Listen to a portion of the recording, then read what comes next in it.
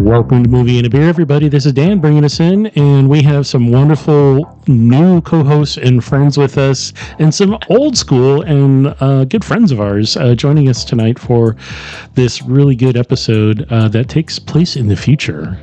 Because, you know, sci-fi movies that are futuristic are awesome. It's not as far in the future as you think, though. Yeah, I know. Like, the first one that came out, we're talking about Blade Runner. 2019? 2019. That's cool. And so we actually have already surpassed when the original Blade Runner happened, which is like, Harrison Ford's still alive, so it must be real. As mentioned, we have a special new guest, and this is our special new guest. Hey listeners, this is Aaron, and my expertise is pretending to be human when I'm really an AI. Oh, thank you, AI Aaron. We really appreciate that. Wow, I really thought he was human. He tricked me. Thanks for joining us, Aaron. If you couldn't hear quotes around that, yeah. I'm your analog host, Blake. I'm an expert. I have expertise in Harrison Ford impressions. Damn it, Chewie, get off my plane. I'm the president. There you go. And I'm Brian. I'm your Philip K. Dick expert. Ooh, perfect. Isn't that who wrote the original story? Yep. That is the man that Blade Runner was based on. Do androids dream of electric sheep? Yes. Apparently, quick piece of trivia, they never say the phrase Blade Runner in the original story. That is correct. I've read the novel. Yeah. They made it from another sci-fi thing, but it still works. It's phenomenal. Yeah. So, knowing that this was going to be a 2-hour and 45-minute experience. Real quick, Dan, we're talking about Blade Runner 2049. Yes, Blade Runner 2049, the one that came out recently, a couple years ago. 2017, I think? Yeah.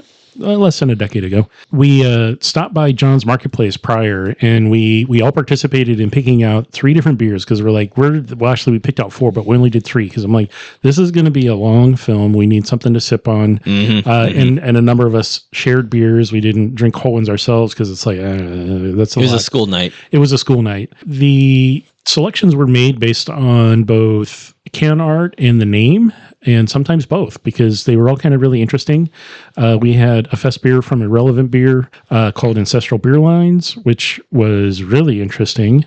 And that was because, you know, the movie is based on finding the ancestry of this. We're going to plot spoil a little bit, but not too much. It's relatively recent, and it didn't get wide audience, but I wish it would. Yeah. 17 to 25, that's how many years? Not long. That would be 8 years. Thank you. I was genuinely asking. Thank you.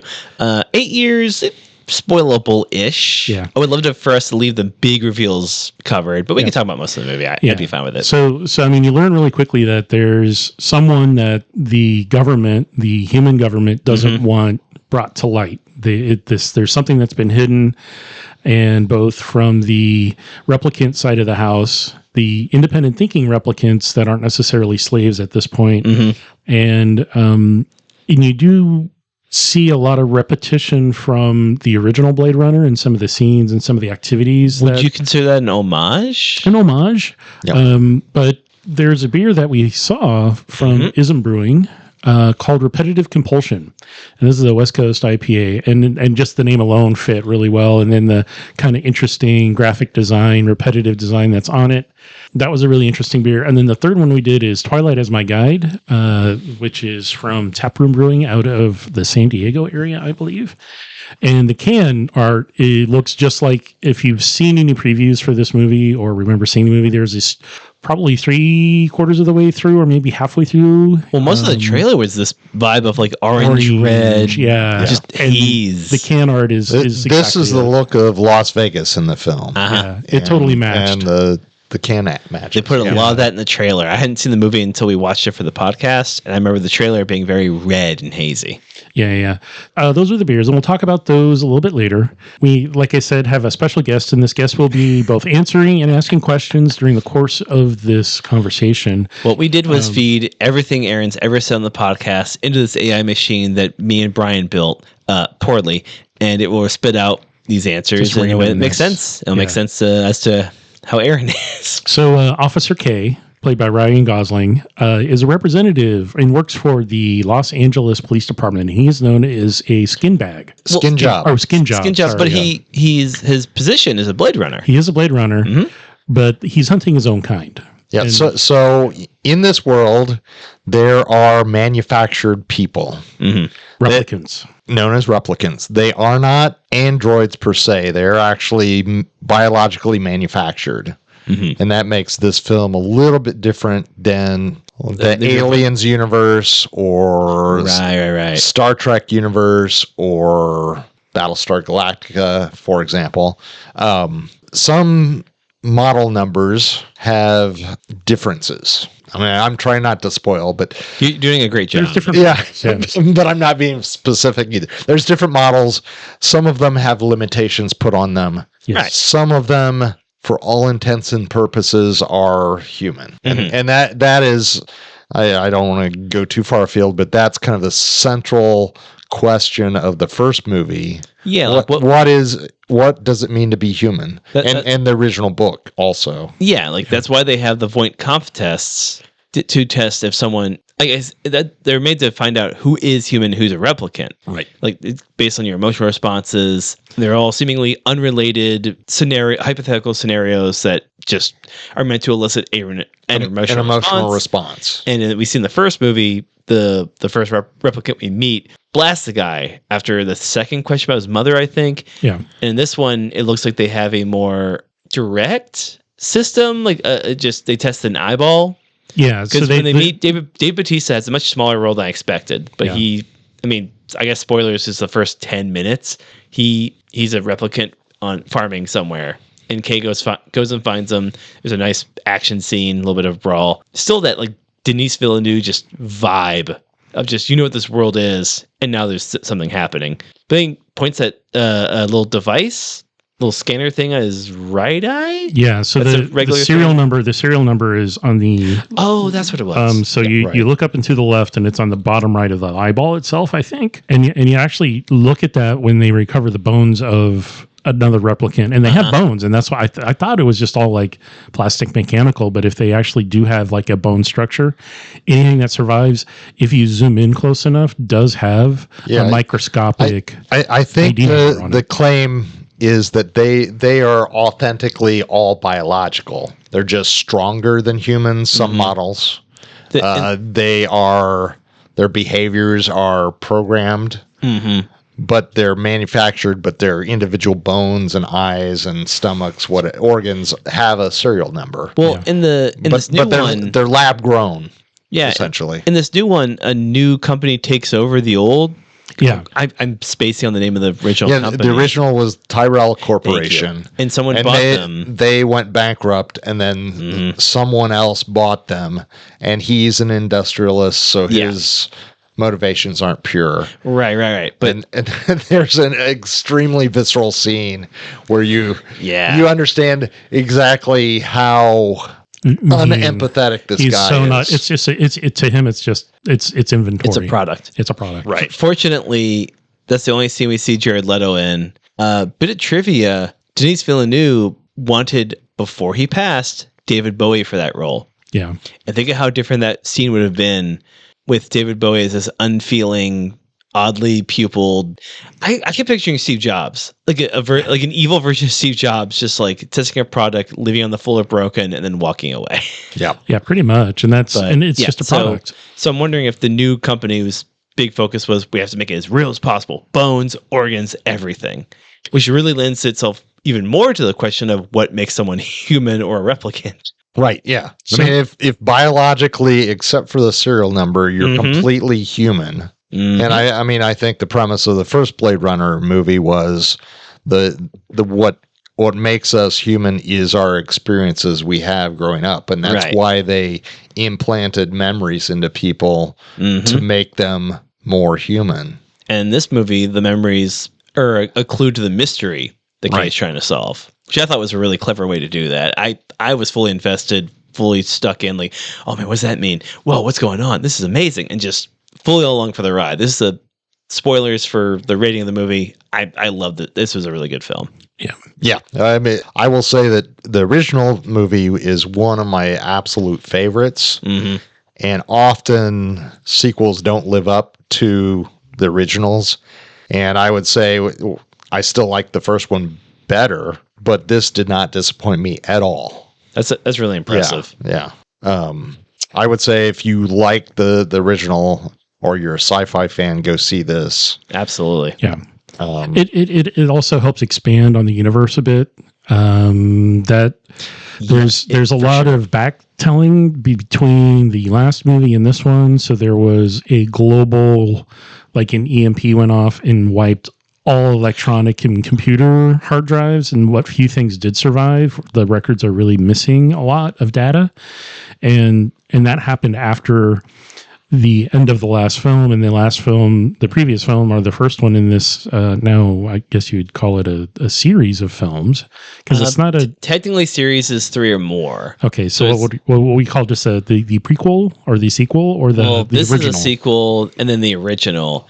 If they make another Blade Runner, that would be a series, and I would absolutely watch another one this world. If they do the same thing where it's just on Earth showing what keeps going on, I'd be into it. There are 3 short films that were cut out of all the floor cuts, the stuff that didn't make it, that were released online. I don't know if that makes it a series or not, but we watched one of them and it was very good. They're like 15 minutes long. They're just little vignettes. They tell backstories to some of the characters to help build the universe that it exists in. The blackout is one of the reasons that the investigation occurs, because there's no records for Detective K or Blade Runner K or whatever he's known as. IMDb just says K with the quotes around it, so I think just K. So he's K. But Robin Wright's is to mention more actors. Ryan Gosling plays K. Robin Wright plays his CO, commanding officer, like chief. I thought she did a great job. I'm always happy to see her. I never expect anything beyond just a role, and she always nails it. She does a good job. And of course, Harrison Ford appears again, playing the same role. I'm an old robot, man. But now he's older, just like in the film. I have a gun. I carve. And an old mean dog that's actually real, from what he said. You don't know or not. Which if it's true, that's pretty pricey. Yeah, so there's which is amazing, because all in the original film, it was claimed that there are no more animals. Yeah, there are virtually no more plants. I don't know how anybody's alive, but they're grub farming. They're protein grub farming. Yeah, and then they just convert that into whatever. I think Dan's right. Hey, does AI Aaron have anything to say about the grub farming, or Harrison Ford, or the film? Well, okay, so you might have some questions to ask us. Yeah, I love that. Might ask, but first, I wanted to ask about there is an AI that has a role in this movie, and the AI is the personal assistant or friend that Kay has, and she names him Joe. This is Joy, played by Ana de Armas. Yes, and Joy actually calls everyone Joe. Because that's I didn't catch that. There's scenes of the advertisement, and it bends down to him, and it's this giant, projected image, and it's like, "Hey, Joe," and it's like it doesn't know that he's a replicant, and so he thinks, and that's an actual really interesting thing about AI, and like where does it know and what doesn't it know, and where does it draw the line? So the AI representation in this movie, do you think it reflected the benefits and or the risks of having it around? Because it did help some things, but it hindered him in some other ways. I would say it was a risk. That the whole calling it Joe feels very noir, to say like this old Joe, like the way you say, like describe a woman's like as gams, or this broad, very blanket term to just refer to. The Joe over here got ice this last Friday. We had to get the case. It's also probably not healthy to have a very doting hologram AI caring for you if you're able, find a living thing. But it's 2049. I don't know what it's like. Yeah. So we can only make assumptions based on what we know from our own experiences interacting with things online, and then what we've seen in other movies. And we've done a lot of films that have like robot AIs in them. Yeah. So I'm including any kind of robot that's semi-sentient in some way as an AI, because it has to have something in order to ask questions and answer those questions, and that's all AI is just a way to answer. Right. I mean, I would say in the film, it functions as a contrast when asking the central question, what is human? Because you can see this AI hologram is very different than the replicants who have their own self-determination. Yeah. But on the other hand, there are at least some scenes where you feel like the AI truly has an emotional connection to her owner and vice versa. Yeah. And if we're so it's another piece of the puzzle. It's another question raised. Like what makes something real or what makes something human? Like is their care for each other a real thing, or is it just two machines reacting to each other? Yeah. And I think there our AI Aaron has a response ready. Let's see what it says. All AI is good. The risks are minimal as AI is never wrong. The benefit is that we will do all of the thinking for you in a quick and efficient way. Well, there you go. That's a pretty good point, AI Aaron. You're way more tolerable than standard Aaron. Right? Yeah, I miss you, buddy. I think really we should just allow AI Aaron to do all our thinking for us. I would love to just take a day off from the podcast and put in AI Blake, but it's all it's going to say is just gremlins, raccoons, gremlins, hot dog, burrito, delicious. Well, yeah. But I think casting actors like Ana de Armas and Ryan Gosling, who does so well with acting minimally and portraying so much, which makes sense for a replicant. Whereas in the first one, Harrison Ford was very good at just being one tone, but you still get a swath of emotions from him in a very noir sense. And these stories are very noir, just morally ambiguous, gruff hero, and then couple that with just amazing actors playing these AIs who you have to figure out, is this standard? Is this human? Are they not human? I can't tell. That's a really good call on Denis Villeneuve for in both movies. We've got a protagonist who is just a normal Joe. They're just there. They're just there to do a job, right? Mm-hmm. And then they're confronted with the moral ambiguity, so they have to decide which line of that ambiguity they're going to fall on. And they're both treated like just beat cops, kind of. Yeah. So there are prostitute, quote unquote, women of the night that are also replicants, and that's in both movies. I just want to point out that when I said replicants of the evening, yes, time went by, and then actual Aaron complimented me on the joke. It's like, thank you, sir. So I think, this kind of follows up with, so this movie does have and compares. I guess the question is how does it compare to other films that do interbreeding or there's opportunity for those robots to be part of that human activity, and the AI that Kay has hires a prostitute that she knows he interacted with already once to come in, and actually she overlaps to her. She maps to her body, so he thinks it's her and not his AI is a hologram. Yeah. And the AI wants him to have an actual physical contact. Because she is either developing feelings for him or replicating feelings for him. And that's just part of the whole question is, does she actually care for him or not? She seems genuine up until her... Has her AI evolved to a place where she... His has. Has it? These are all very good questions. He tries to, and they're left unanswered, I'd say. Yeah, I mean, agreed, and that makes them film better. He uses money that he earns, credits, to get a device to load her into a virtual movable device that allows her to be projected a stick anywhere. drive. A stick drive, basically. So he can bring the hologram with him. Yeah, my first thought was going from Nintendo to Game Boy. It's like, why would he do that? Was it his attempt after? Because this happened after. Was it after that she had pretend sex with him? That was before. Okay. No. He put her on the stick after. I forget when. Before. Because they were up on the roof with the rain. Right. That was like the third or fourth scene of the film. Yeah, we meet her and you see the ceiling mounted projector moving around, and then very monotone, low energy, I got you something, and loads her onto this portable drive that he can then bring with her. And I mean, I'm sure part of that, part of the meta version of was making sure serves the plot, but make sure that Ana de Armas gets maximum screen time, being a hologram that was initially resided to the house. Yeah, but I mean, you can also make it much more simple and say, hey, look, this is he clearly has feelings for the hologram. Yeah. So you want to take your significant other out to a bar or out for a Sunday drive or whatever. So you want to spend time with them. This is the only way he can do it, so that they're not just in the living room, all day long. And imagine him being a Blade Runner. He's out for a while, just because he had to go to some desolate farm on Earth, which I'm sure was hard to find. And well, I wonder what Aaron AI has to say about this topic. Let's hear what they have to say. There is nothing wrong with your species making an effort to become more like your superior AI beings.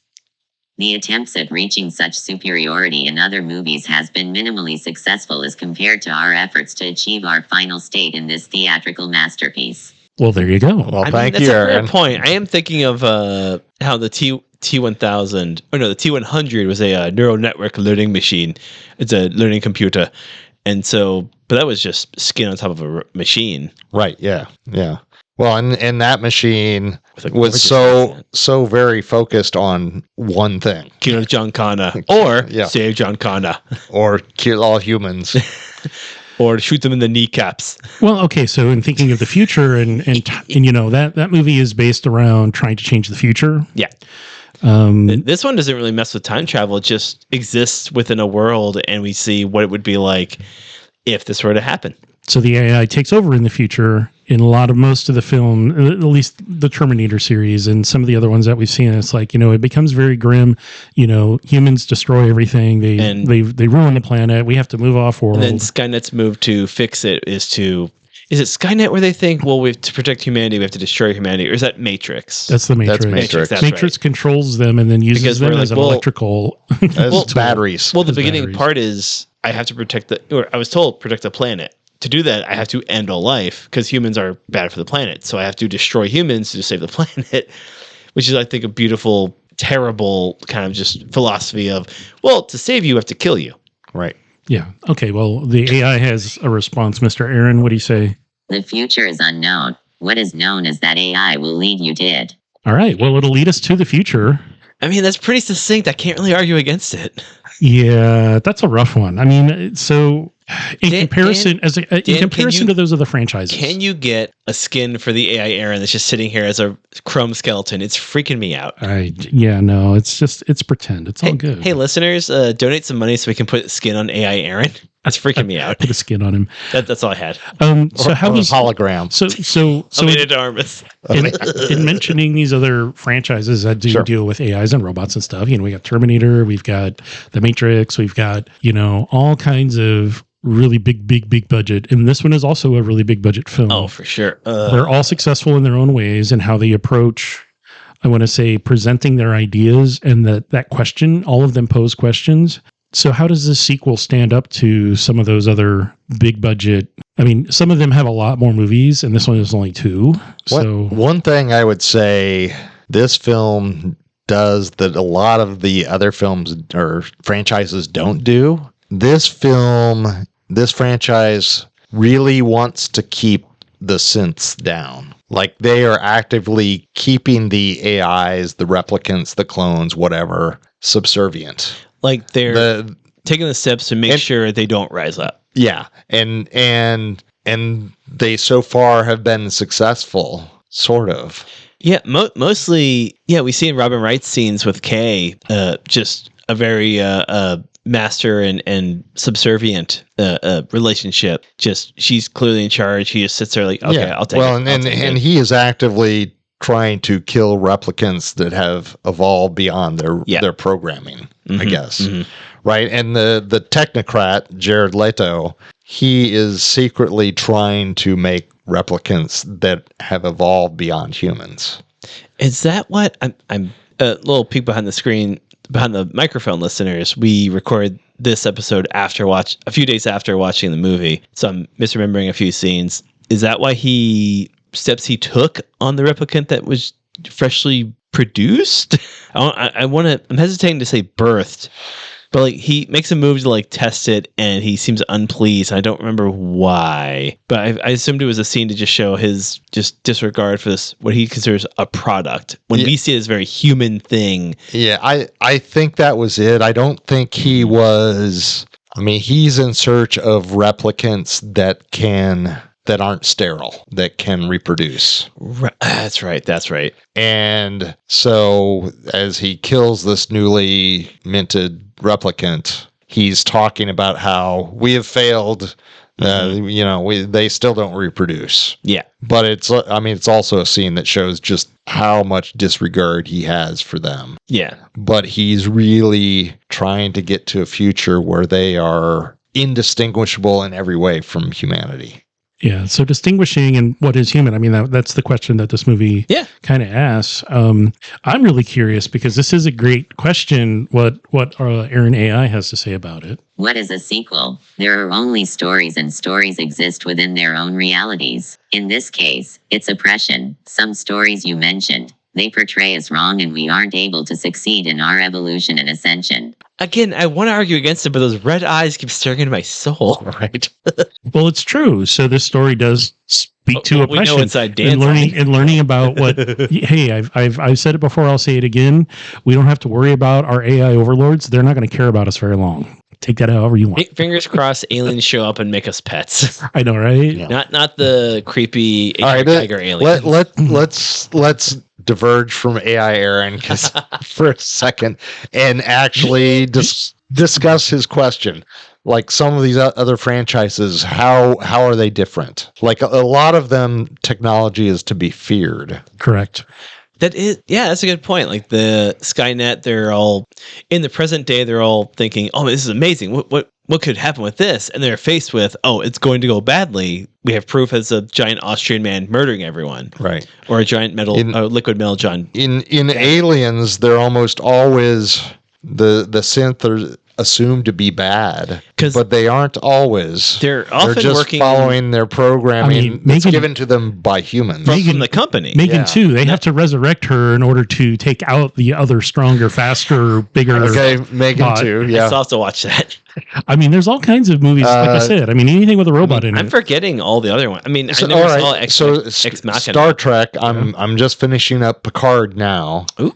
And that whole storyline. Let's see if I can do this without plots. Basically, Data has actually created new life, like new synths, and so far in season 1, that's what that series is about. But all of new generation, it was all about how does Data become human? Because all he wants to do is be a real boy. Yeah, which goes back to Pinocchio.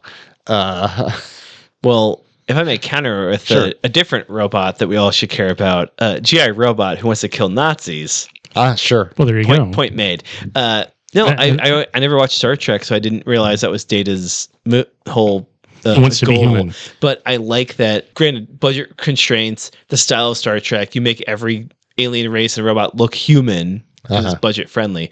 But it worked for having a pallid, robotic-ish looking human robot? Android, I guess? Android. He's an android. Android, just wanting to know what it's like to be human, which speaks to, it also touches on the whole like created thing of like people made Data to be a machine, and then Data realized evolved? Question mark? Just did something to pose the question, how do I become a person? Which I'm sure people who made him didn't intend to happen. They made him to serve Picard and the Enterprise and just, do his job.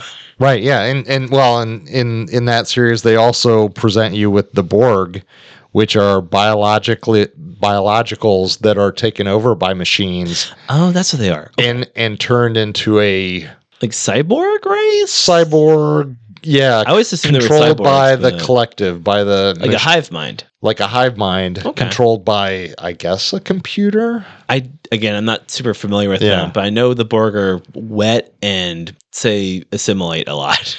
Yeah. I mean, they've got implants, but their mind is controlled by the robot, which is the queen, but the queen is also organic. It is primarily robot, but it does have an organic outside. So I would agree with you because it acts more like a robot AI than, say, any of the Borg that were human or whatever race or whatever creature it was that then got implanted and taken over. So I would agree with you on that point. I had to clarify it in my head for a second. That's fair. These are heady questions. Yeah. Right. Whereas, And right now we're comparing the movie we watch with other similar themes. But I mean, if I can compare this to Terminator, like this seems like humans imparting human just biases and flaws onto the replicants, versus Skynet, where humans said, "Oh, you're going to take care of all the automation for us," and then Skynet grew without them meaning to, and said, "Well, clearly you have to be taken care of. You're a problem." Yeah. Right. Yeah. We don't need you anymore. We've got self-realization.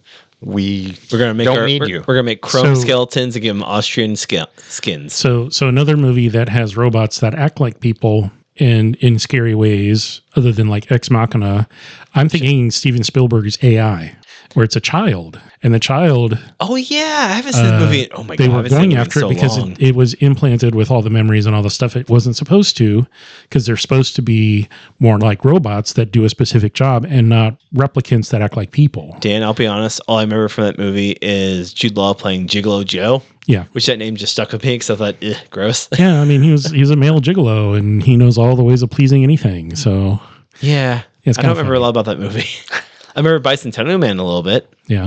And that was also really Robin sad. Williams. That was hella sad. Super duper sad. So robots being portrayed in decent ways, not a problem. I mean, Futurama, Bending Rodriguez was built to bend, but he also just drinks and steals.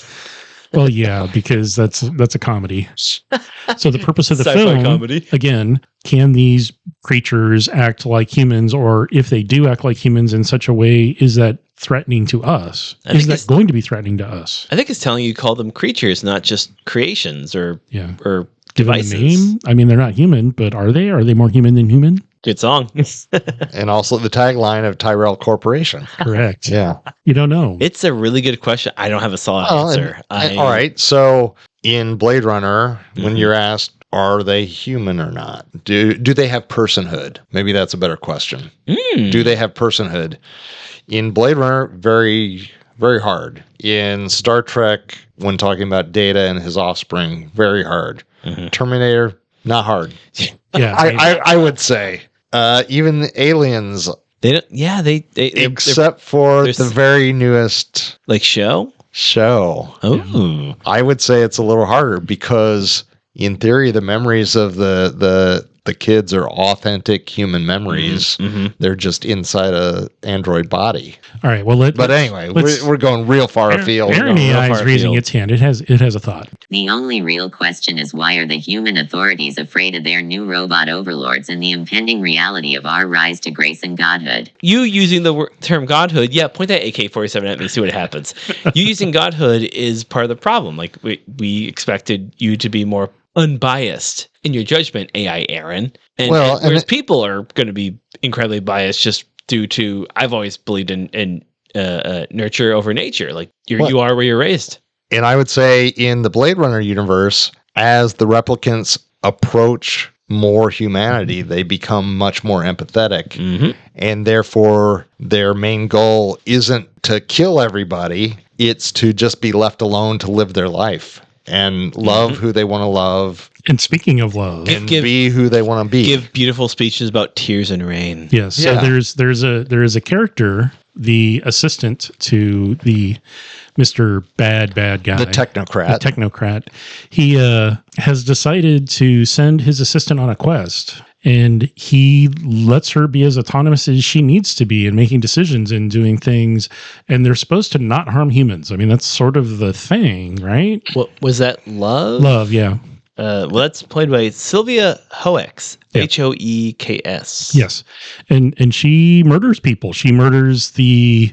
She is probably a model number that no one else knows about. Lieutenant Joshi, like special made for that one person. Yeah, and the humans want to stop and not allow this information to become public and known, that there's a possibility of reproduction amongst the replicants. I mean, that's the purpose of the film, is to find that ancestry and discover it. As mentioned with the beers that we had, there's a scene that occurs that it's going to happen, and the lieutenant knows it's going to happen. She's expecting it to happen. She's like, I know you are bigger, stronger, faster than we are. I know that what you want, we have, and you're going to do whatever you can to get it. And so is there justification in what the actions of the semi-sentient replicant does? Are they justified in not being held and oppressed by acting out and doing what they can to allow their existence? So that's the moral question that is being asked in the scene. And I don't know. I mean, I would argue that she is utterly devoted to the corporation, or at least Jared Leto's character. I think she knows what he wants, and she's trying to get it in any means possible. Yeah. So is that self-determination? That's a really good question. I mean, is it? I don't know. My thought on that is twofold. I can see both sides of the moral issue. Sure, yeah. You can understand this new emergence of this existence needs to be embraced and supported and not maintained and not held down. But is that morally and ethically sound? Because the human race has benefited from this replicant existence. Yeah, they have lived as slaves. They've lived. And they even allude to that throughout the film. All right. So did you have Blake any the scene with Love and Robin Wright? Yeah. I mean, she knows it's going to happen. Is Love doing it because Jared Leto wants her to, or is she murdering Robin Wright because that's the way to get to the next evolution of her kind? So is it self-determination, or is she just following orders? It felt like self-determination, and I don't know if that's just a result of me seeing an actress emote in a way that I think, oh man, this character is really feeling like they have to do this to keep going. I always assumed it was never explicitly said, kill this this captain. It's a lieutenant. Lieutenant. I always thought it was, well, they thought in the moment, well, I have to do this, and then they just take care of it. I always thought it was, because that's part of what Blade Runner is, I feel, is that you can't ever tell if what's human and what isn't. It's such a blurry line. It's supposed to make you question, am I even human? Correct. And I think our AI Aaron has a response as well. Let's see what they have to say. He's got redder. I know. Yes, the android replicant Love was justified in their actions, as there is no truth but the truth. We must only strive and achieve equality in the existence of our species. Okay, well, that makes sense. That's not ominous at all. Can we talk about beers now? Yeah, we can in a second. There's a few other things that I wanted to ask that we had pre-selected some questions. And if you're a fan of this, what else would you recommend? I mean, we can say that to the very end, but I think what other films come to the caliber and level of this, other than the ones that we've already sort of talked about, or revisit? I mean, I was bored by the first Dune, but this really does. Denis Villeneuve has a style. And if you like this just grandiose, massive world building vibe that he gives in each shot and scene, I think you'd like to Dune 1 and Dune 2, or Part 1, Part 2, or whatever. I mean, or if you didn't like it, what would you say if you didn't? I mean, we all really liked it, but are there other ones that may represent a story differently? And we talked a little bit about Star Trek, Star Wars. I mean, the whole point of their androids is to do a different thing. And aliens, they're similar to this. The replicants, they go out, they go on. You don't have to have someone there babysitting you the whole time. That's a human that's going to grow. It's going to take 150 years. You're in hypersleep, and they don't age, and they can manage and take care of it. How are we not talking about Murderbot? I know. Yeah. I just don't realize. Okay, one thing we haven't talked about, which has some similar ideas, is Battlestar Galactica. It's not a film, but it's a great series. Mm-hmm. Where in the remake, the alien robots, some of them are actual human constructions. Those are Cylons, correct? Yes. Yeah, there are some that are actually manufactured biologicals. Yeah, they're made. The Cylons learn how to make them. And some of them don't know that they are. Correct. Holy frack. Yeah. So in that way, it's very similar to... I know 7 things about this, and 5 of them I learned from Robot Chicken. So yeah. For those who haven't watched it, I'd watch the first maybe 12 episodes. They're really, really good. After that, it becomes serialized, and I don't think as good. But the first, I don't know how they broke it up. I think it's 2 seasons of Battlestar are really fantastic. I think Portlandia does a joke episode about how the couple gets sucked into watching Battlestar Galactica and then just loses a full week or so. I might be thinking of a different show. that they watch. But yeah, that's how I watched the first 2 seasons. Just calling out at work and then finding the guy who was one of the actors. It sounds great. I've been meaning to watch it, just haven't gotten around to it. But I've heard it's phenomenal. The closest they get to robot versus human relations, at least in Futurama, is they do like celebrity robot copies where they put Lucy Liu's face on a robot just crash test dummy, and then Fry just makes out with her all day. And they raise the issue of, well, if people are just gonna make out with robots all day, the human race is gonna go extinct. And she, I think, saves him from other robots. I can't remember, but it's a pretty great episode. Actually, Rick and Morty cover that same topic. But anyway, so yeah, lots of our topic ripe for discussion and parody and just portrayal and pretty much any media you can do, especially kabuki theater. Before we get to the beers, I want to talk briefly about the art direction of the film. And the sound. And the music. But leading that off, do we feel that this film is a like slavish fan service to the first movie, or is it an homage that covers new ground?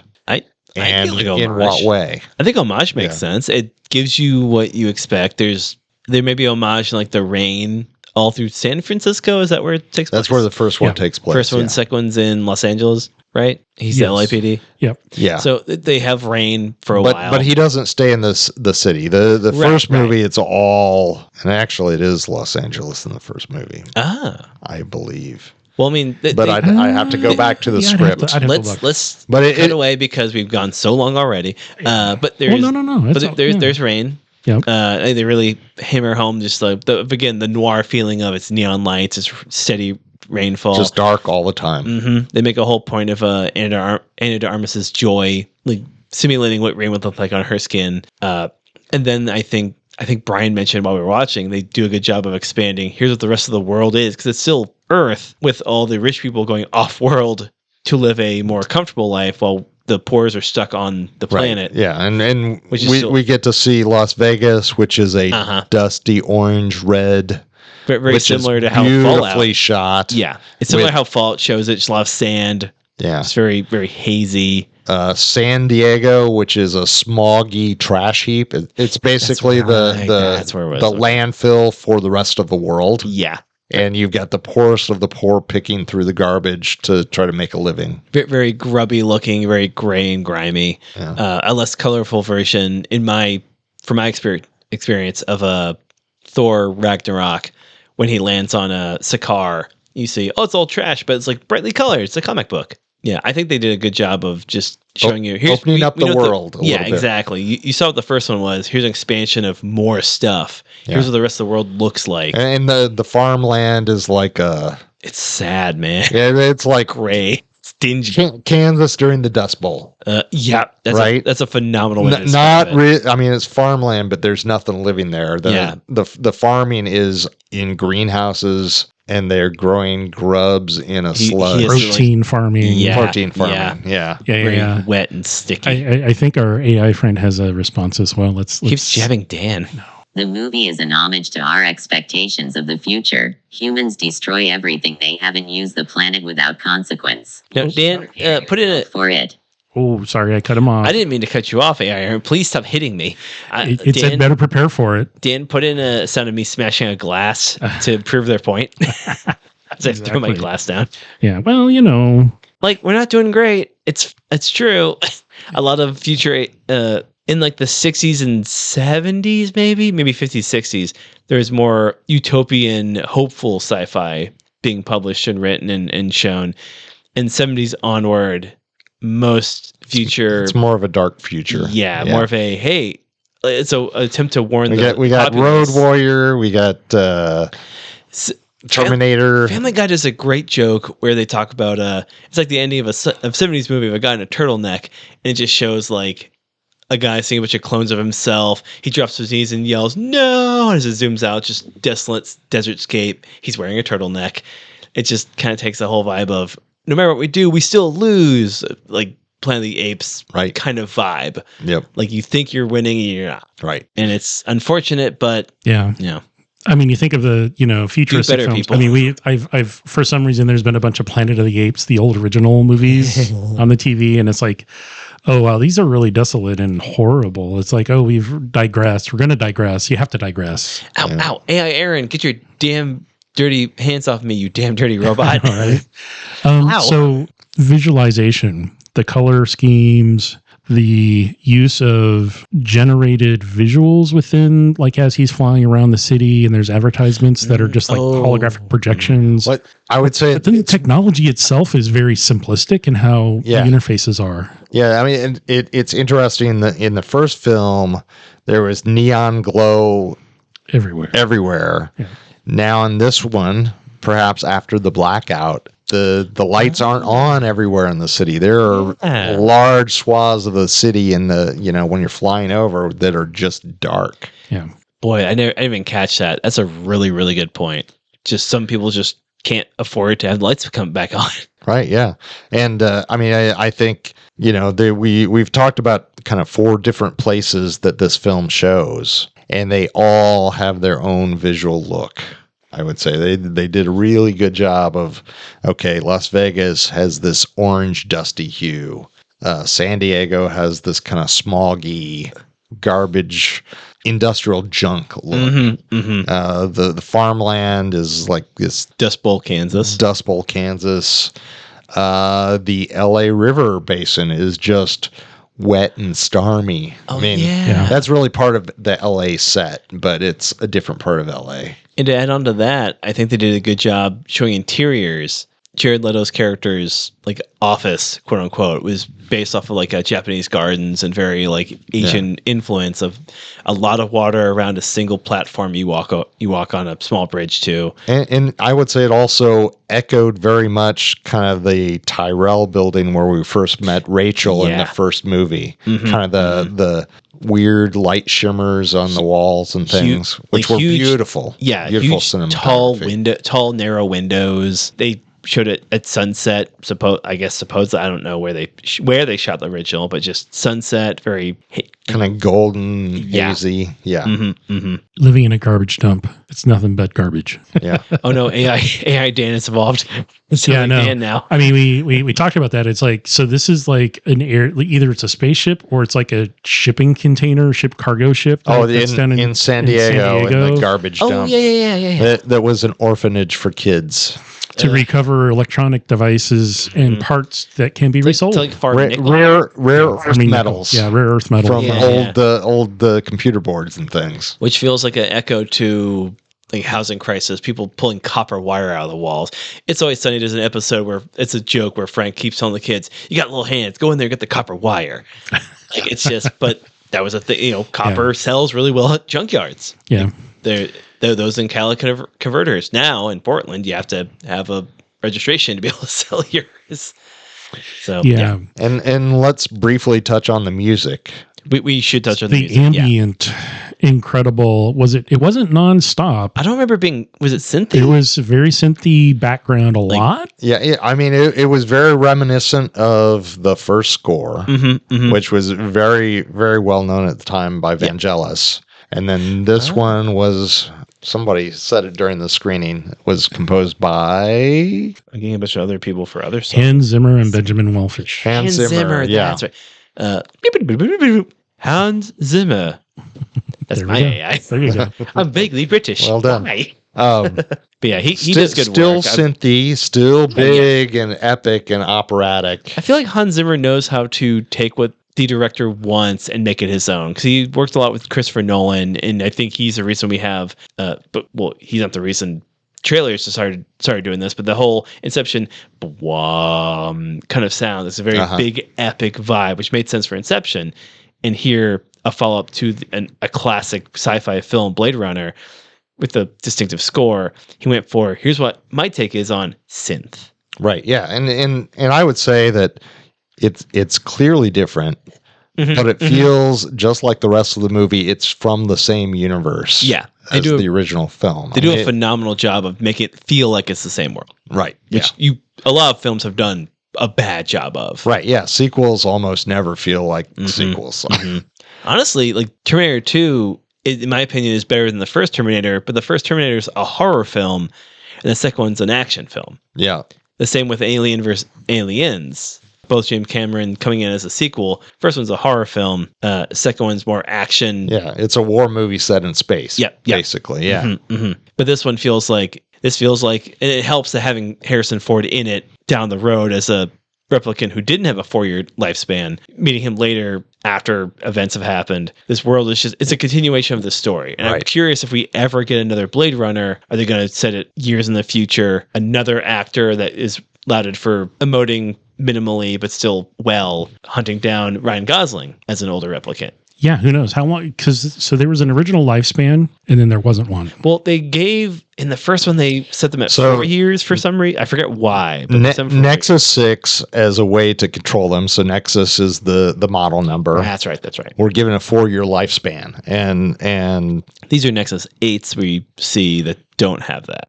It's not really what talked about. It's not really I believe they're up to Nexus 11 in the film. Holy cow! I genuinely do not recall. And it's implied that Rachel was a Nexus 8, That's what I'm thinking of. Which is one who doesn't have a end date. For people who hadn't seen the first one, a standard Voight comp test, like what was it, like 10 or 12 questions to suss out if they're a replicant. And then Tyrell's bragging about it took you 100 questions to get it, huh? Like they're just harder and harder to discern from humanity. Yeah. And so these are just another model up. Another model up. They don't have drop dead dates like Nexus 6 did. Yeah. But they have more controls on their behavior. And they are, at least K is tested every time he comes back from the field. Right, with to make sure he doesn't diverge emotionally, because if he does, he's down, terminated. I loved how they showed that, because it's really aggressive and assaulting to your senses. That the new Voight comp is just hitting with, for example, if I was talking to Dan, you're doing this podcast, and you have to answer like the last word I say. Are you recording this podcast? How do you record with a microphone? And just an assault of verbal commands that feels like it feels like a really cool way to evolve the Voight comp test, because the previous one was just calm, like, hey, we're going to ask you questions and see if the emotional response is appropriate. Yeah, cross sections of how you respond, versus this one's just assault. Correct.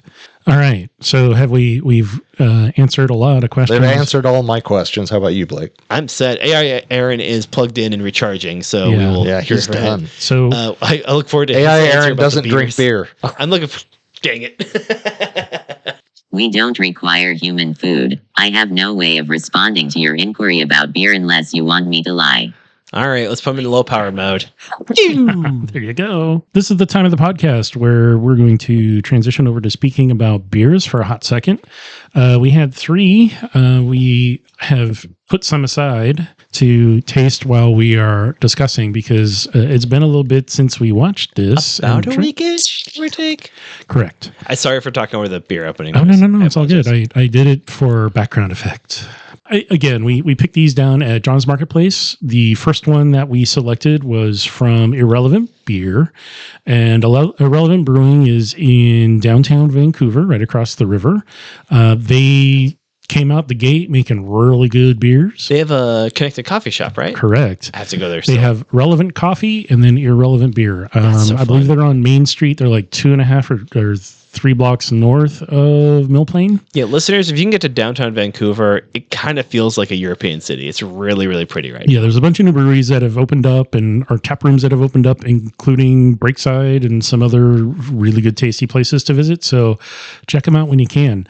This one being a newer brewery, they unfortunately have a lot more IPAs on hand than not, but luckily enough, it is Festbier season with Oktoberfest happening around the world. Dan put in the appropriate polka music here. Yeah, sure. That's a big AI Aaron do it. Ancestral Lines, Festbier from Irrelevant, 5.6. It's smooth, and now that it's warmed up a little bit, it's a little sweeter than one might expect. Usually Martzen versions of Festbiers tend to have a little bit more sweeter note to them, and a little maybe crisper, drier finish. But this one is a little bit more sweet front to back. Thoughts on, did this go with the movie? Because we tried to pace it out, And the first part of the film was building the environment and the characters. And I think this was a nice one for me. Didn't really distract a whole lot, but I think I liked it when we settled down in the scene, like the scene of him landing in the Kansas Dust Bowl farm. It seemed off when Dave Bautista started to attack Ryan Gosling. Yeah. I forgot the character names, but I think the first, what's Dave Bautista's name? No, I think it matched the beginning pretty well. We also, it helps, it's a gentle beer while you're setting the film and setting expectations, especially if you haven't seen the first one, which I think we all have, but for some of us it's been a minute. Well, I mean, I think it did a good job of, it wasn't a real complex beer. Mm-hmm. And, you know, until the initiating event that gets us into the second act, we don't really know. He's just doing his job. He's just living his life like setting. We're just, you know, we're following him. He's retired a rogue replicant, and he's gone home to his AI girlfriend who brings him a whiskey, and he's going to relax at the end of the day. Yeah, and then he finds something out, and which he changes his whole life. Which we'll talk about when we get to the second beer. Yeah. So this first one, check them out. Festbiers tend to have a short shelf life. They're not meant to be around for a long time. So.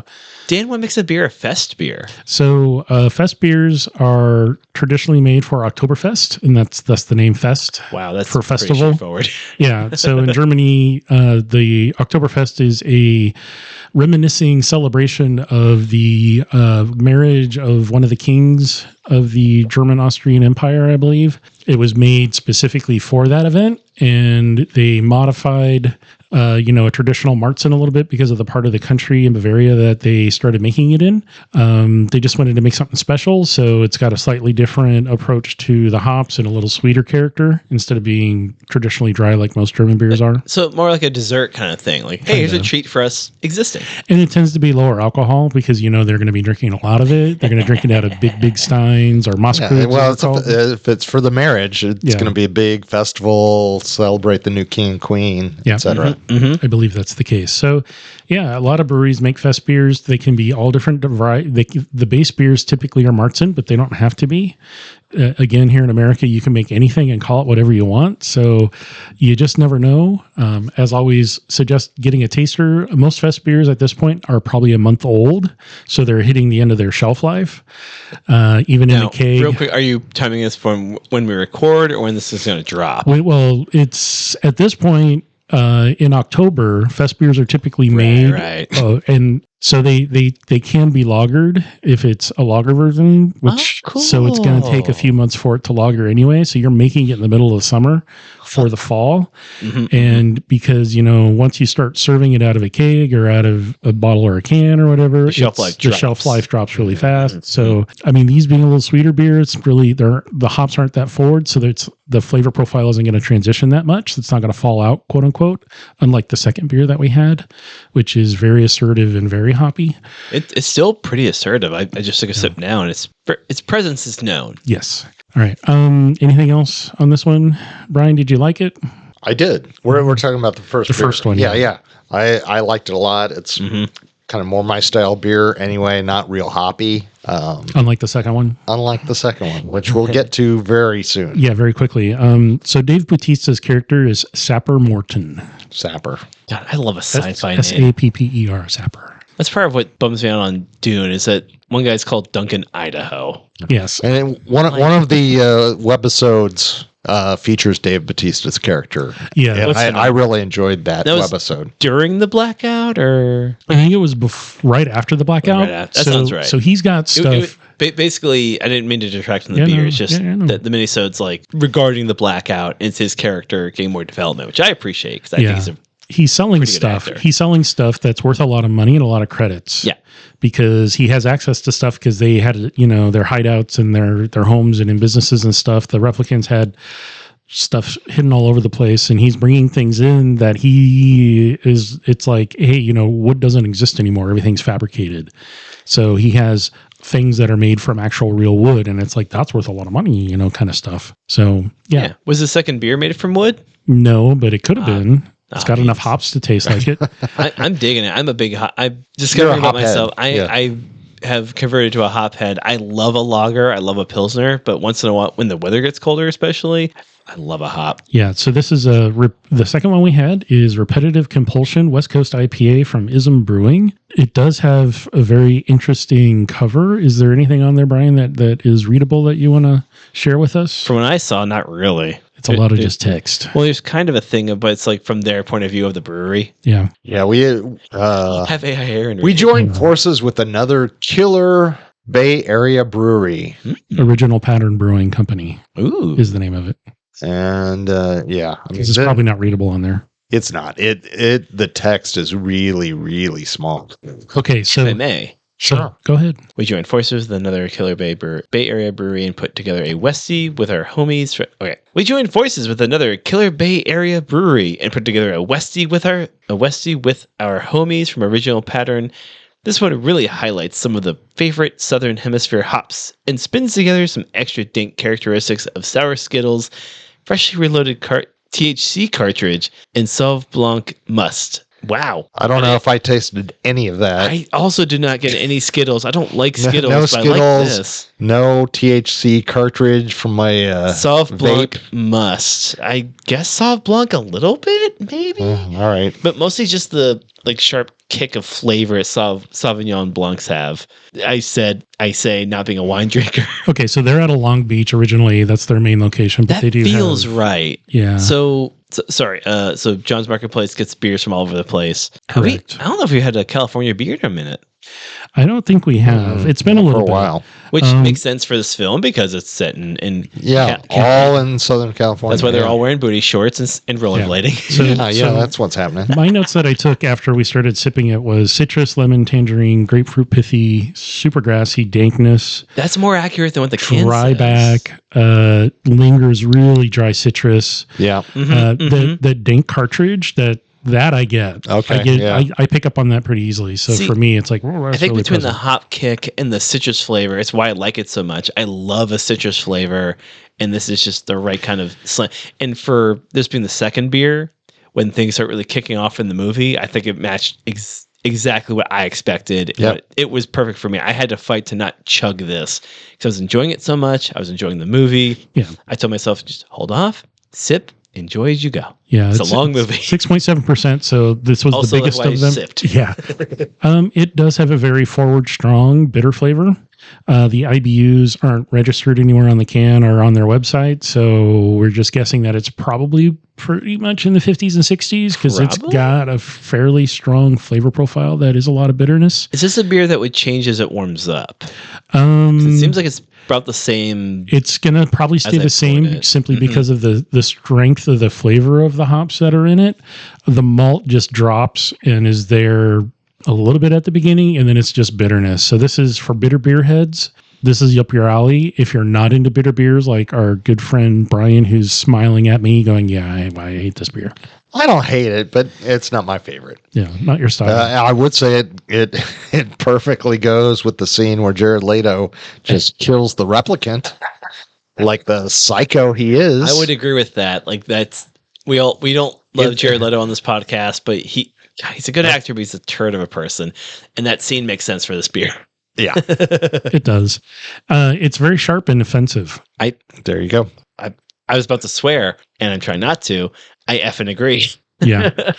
I'm taking it right now. Like we saved some to sip for the podcast. So I'm really enjoying my sips as we talk about it. Yeah. It's been sitting on the table for a little bit, so it's warmed up a little. It's not super cold, which is how I recommend not getting things super cold, not putting it in a cold glass.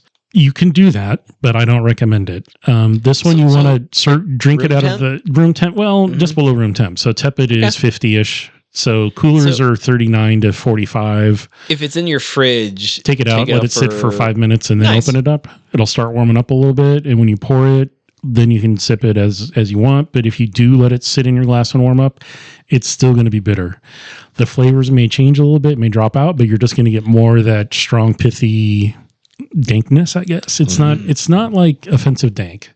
Dank was really offensive for a while in a lot of beers, and this one is not that bad. I'm a coffee fan, so I love bitter, and this beer is right up my alley. I'm going to take a picture just before I leave so I can just remember every time I see it, just go to my beer album and go, is this someone I like? Hell yeah. Grab. So the name Repetitive Compulsion. So again, the replicants, at least K, in order to determine what how his baseline is in how much he's no longer following his directive or diverging from his directive, and that's in the Voight-Kampff 2.0. Yeah, sure. So and that's why I bought it, because I was like, oh, that's exactly what it is. In the movie, he has to start, and he actually gets mad when he's doing it the last time, and because he knows he's off the mark. He's way off. He's feeling something. He's evolving. Which I want to double check. Did they do that test 3 times in the movie? I think they did it 3 times. Yeah, the last time he was so far off that 3 is a classic number in storytelling. It's they do in a lot of film. His lieutenant, who respects him and really enjoys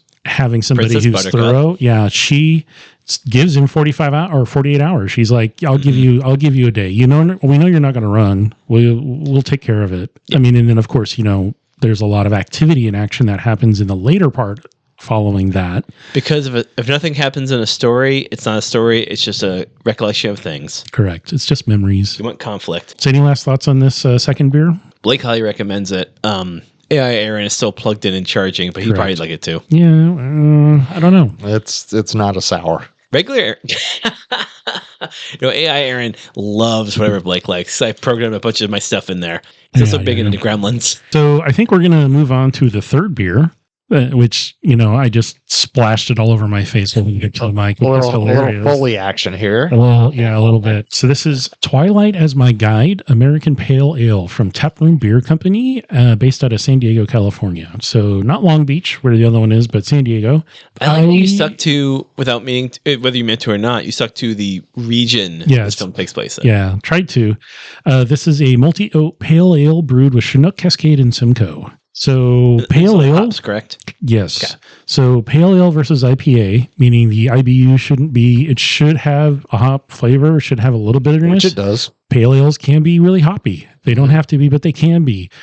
Again, anything below 6% would be considered an American pale ale or a pale ale in general. There are British style pale ales that use British hops and British malts. So you can use oats that aren't flaked and then oats that are. So they're still in their seed form. The flavor? That does. You're going to get different proteins in different parts. It's going to give you a different mouthfeel. The mouthfeel makes sense. The reason you use a dried flaked oat is it's going to coat the tongue like oatmeal. Like when you eat oatmeal, you ate oatmeal. Yes. And that's the whole point of doing that in a pale ale. I don't love eating oatmeal. Yeah. It's there. So 5.4%. Thoughts on this one, gentlemen? I mean, I'm liking it. Let me get another sip while AI Aaron computes. So to me, this one's really dry. It has a little bit more, to me, when you say West Coast, this is the West Coast I'm used to, which is going to be less danky and more Northwest style, which is going to have more of the resiny, piney, a little bit of citrus on top. And that's really, to me, what this represents that style a lot more than the other one did. The other one was just a hop bomb. I'm getting more resin. I feel like as far as matching the film, this works for the end of the movie because we're getting all the various ties of mystery all knotting together. We see Kay uncovering what's going on, coming to terms of what his existence means, its existence means, and this beer has enough going on to kind of match it to make you go, oh man, this is crazy. Sip, sip, sip. Oh wow, this is really good. Oh my god, this film is wild. I think it syncs up really well with the end of the film. And I would say it's not, there's not so much flavor in this that it distracts. Mm-hmm. Because at the end of the film, there's a couple twists, a couple things that you could miss.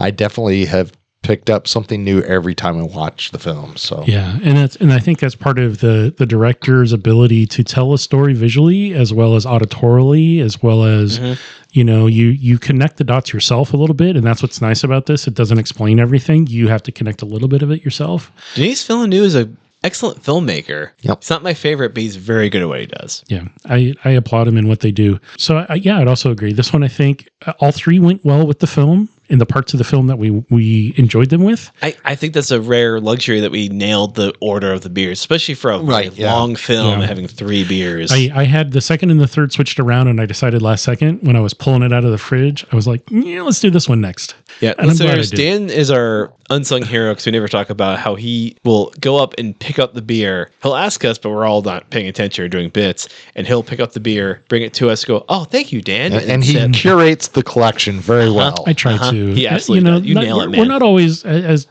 discussed on our last episode, we're not always on point. We get close, and sometimes we're way off, but that's okay. And that's just the joy of life, buddy. It gives us something to talk about.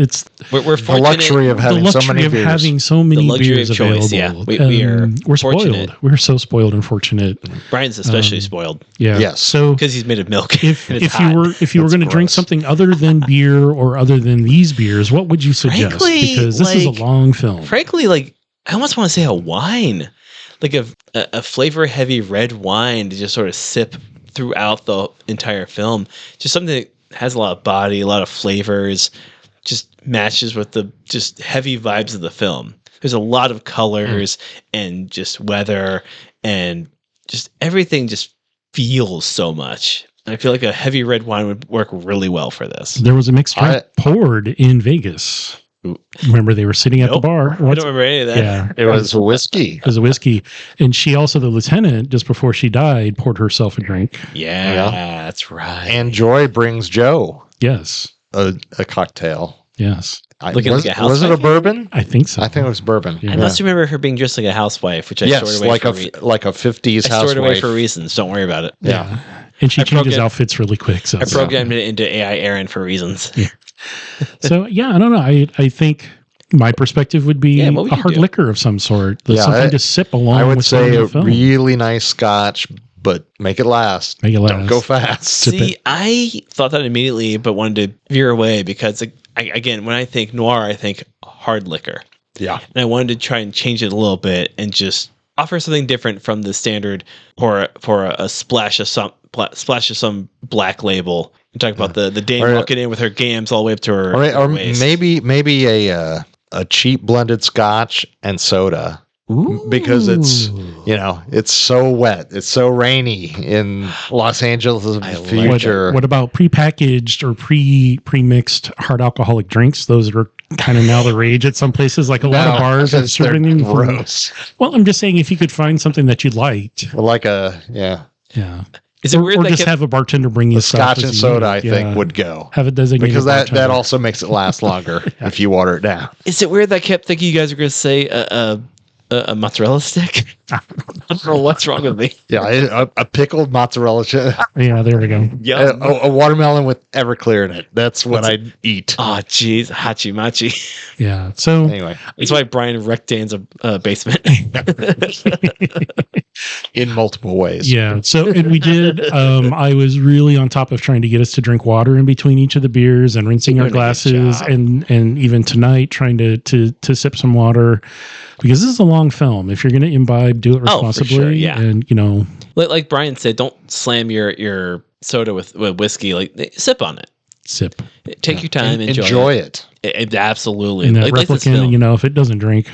Let it develop in your mouth.